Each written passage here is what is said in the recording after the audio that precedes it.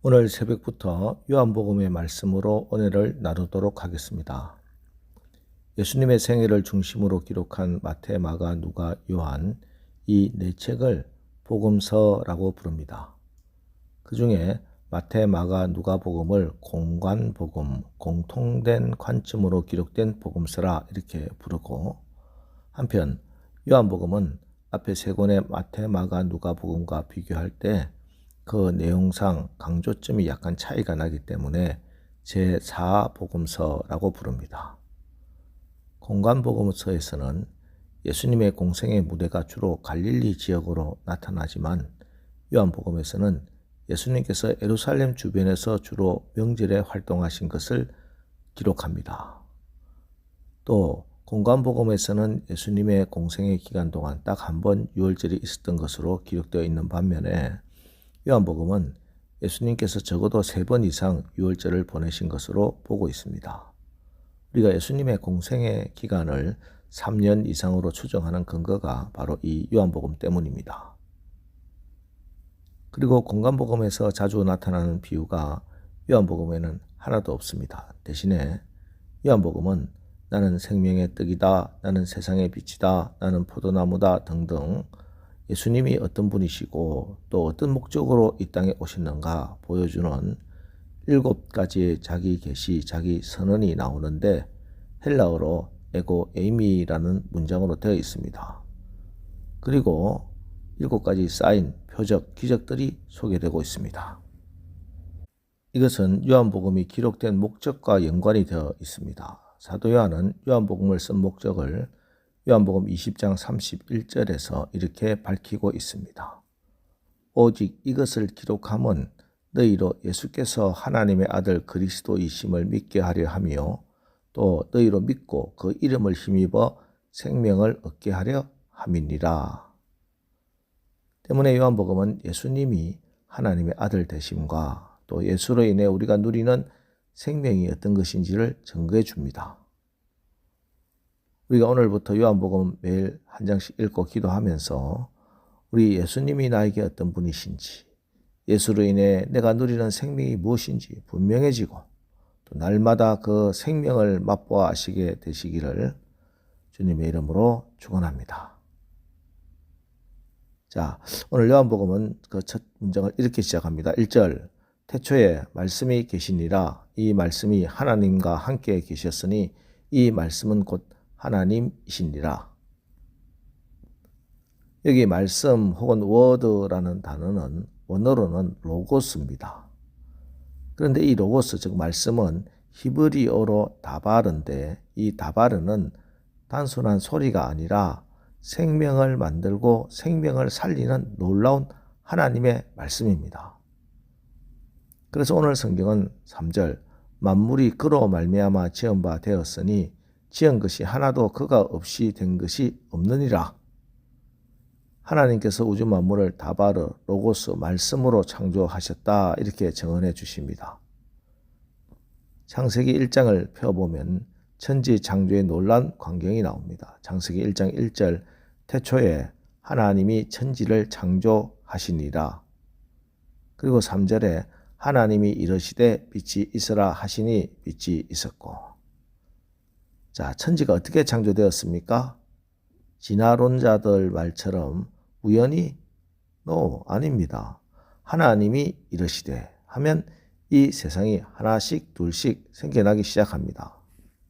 시편 33편 6절, 여호와의 말씀으로 하늘이 지음이 되었으며 그 만상이 그 입기운으로 이루어졌도다.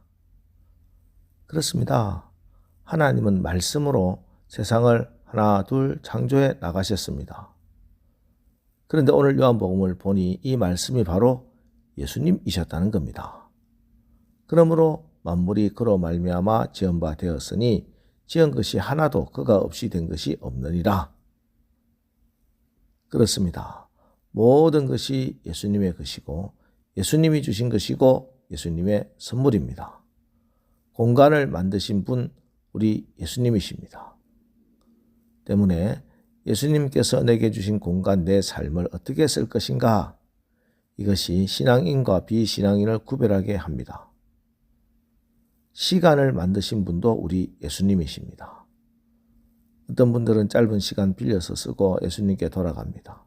또 어떤 분들은 긴 시간을 예수님으로부터 빌려 쓰고 예수님께 돌아갑니다.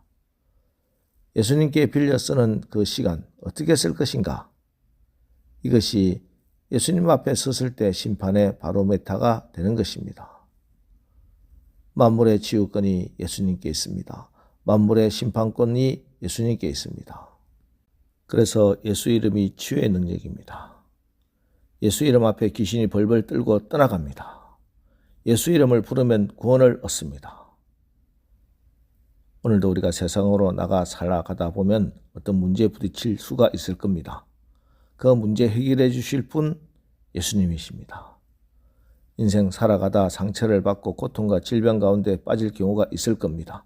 그 상처와 질병을 치유해 주시는 치유권이 예수님께 있습니다.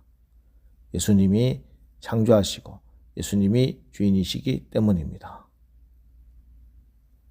다음으로 4절 그 안에 생명이 있었으니 이 생명은 사람들의 빛이라. 하나님의 말씀인 예수 그리스도 안에 생명이 있으며 이 생명은 세상 사람들의 빛입니다. 예수님은 빛이십니다. 생명의 빛, 구원의 빛, 거룩한 빛, 우리 인간을 비추어주는 참빛으로 이 땅에 오신 분이 바로 우리 예수님이십니다.